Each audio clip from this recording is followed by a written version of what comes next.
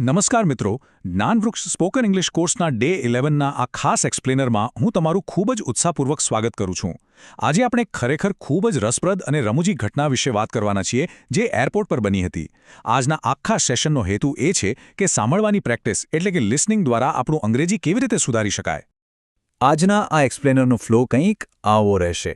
સૌથી પહેલા પ્રસ્તાવના, ત્યારબાદ લિસનિંગ પ્રેક્ટિસ, પછી વાર્તામાંથી મળેલા નવા શબ્દોની સમજૂતી અને છેલ્લે તમારું હોમવર્ક. એકદમ ક્લિયર અને simple. Okay, let's dive into this. તો ચાલો ફટાફટ શરૂઆત કરીએ. આજના આ સેશનનો મુખ્ય ગોલ એ છે કે અંગ્રેજી સાંભળીને તેને સમજવાની આપણી જે ક્ષમતા છે તેને એક લેવલ ઉપર લઈ જવી. જ્યારે આપણે કોઈ વાર્તાને ધ્યાનથી સાંભળીએ છીએ ને ત્યારે મગજમાં માત્ર શબ્દો જ નહીં પણ આખી વાક્યરચના બેસી જાય છે. પણ હા, એકદમ મહત્વની સૂચના. હવે પછી જે વાર્તા આવવાની છે તે સાંભળતી વખતે તમારું પૂરું ધ્યાન ફક્ત અને ફક્ત ઓડિયો પર જ હોવું જોઈએ.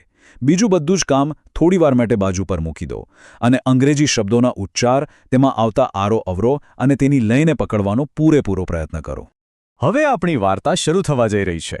ખાસ ધ્યાન આપજો કે હવે પછીનો ભાગ સંપૂર્ણપણે સરળ અંગ્રેજીમાં હશે. તમને એકદમ ક્લિયરલી સમજાય તે માટે વાર્તા ખૂબ જ ધીમેથી અને સ્પષ્ટ ઉચ્ચારો સાથે કહેવામાં આવશે. So, are you ready? David was extremely tired. He had just finished a long, 5-day business trip in London. Now, he was finally back in his home city. All he wanted to do was take a hot shower and sleep in his own bed. He walked slowly off the airplane and followed the signs to the baggage claim area. He stood next to the moving belt and waited for his luggage. David had a very common suitcase. It was a medium-sized, plain black bag with wheels. After 10 minutes, a black bag slowly came down the belt. David looked at the handle. It looked exactly like his bag. He grabbed it, pulled up the handle, and walked outside to catch a taxi.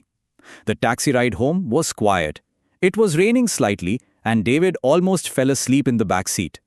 When he finally arrived at his apartment, he unlocked the door, dropped his keys on the table, and put the suitcase in his bedroom. And this brilliantly illustrates what happens next. First, I need fresh clothes, he thought to himself. He unzipped the black suitcase and opened it.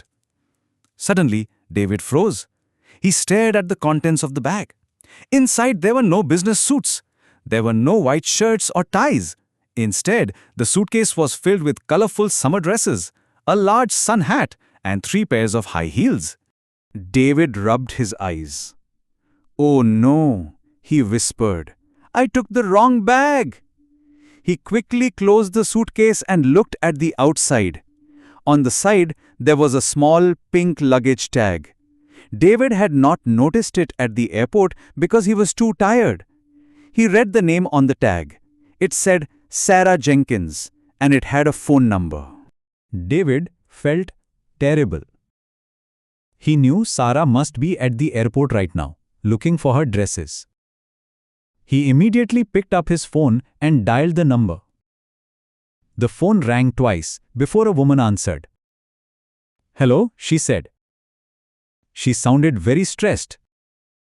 "Hi, is this Sarah?" David asked. "My name is David. I think I made a big mistake. I have your black suitcase, and I think you might have mine." Sarah let out a loud sigh of relief. "Oh, thank goodness," she said. "I am still at the airport.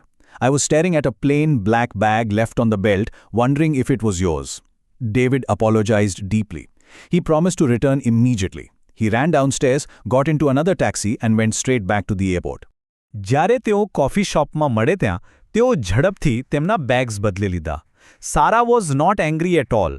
In fact, she thought the situation was very funny. They laughed about their identical suitcases.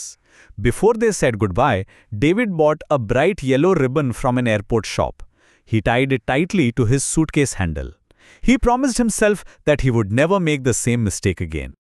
તો ચાલો, હવે પાછા ફરીને જોઈએ કે આ વાર્તા આપણું જ્ઞાન કેવી રીતે વધારે છે.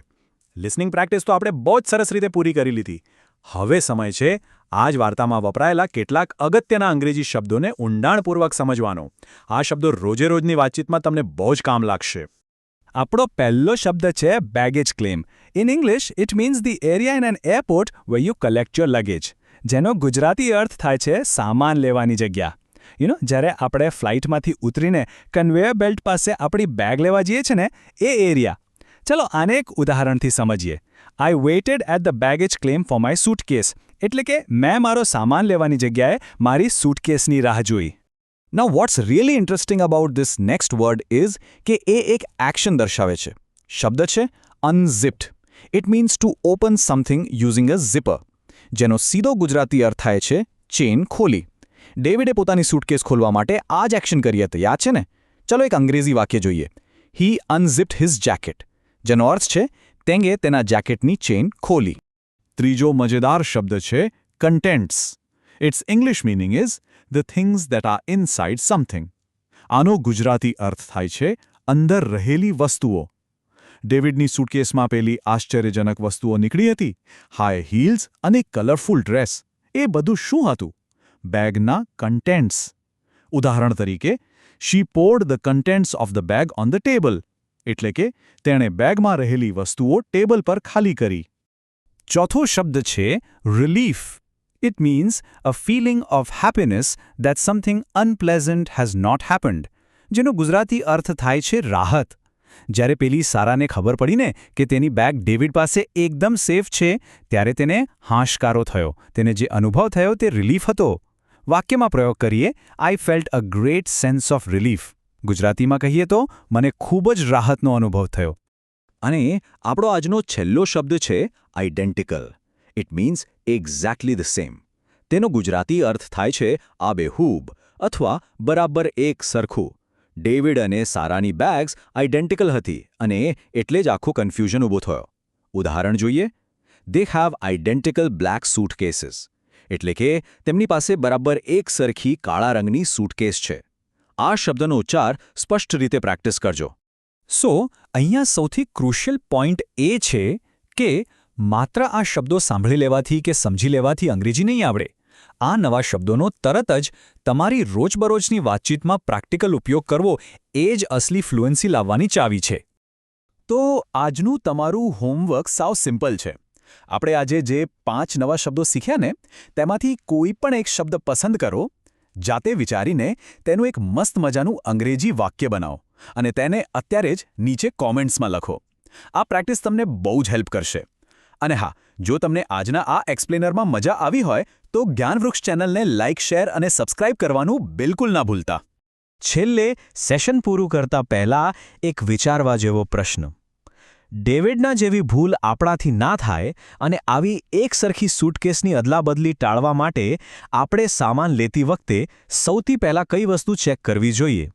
થોડું વિચારો અને તમારો જવાબ કોમેન્ટમાં જરૂરથી જણાવજો. બસ આવી જ રીતે ઉત્સાહથી પ્રેક્ટિસ કરતા રહો અને હંમેશા કંઈક નવું શીખતા રહો.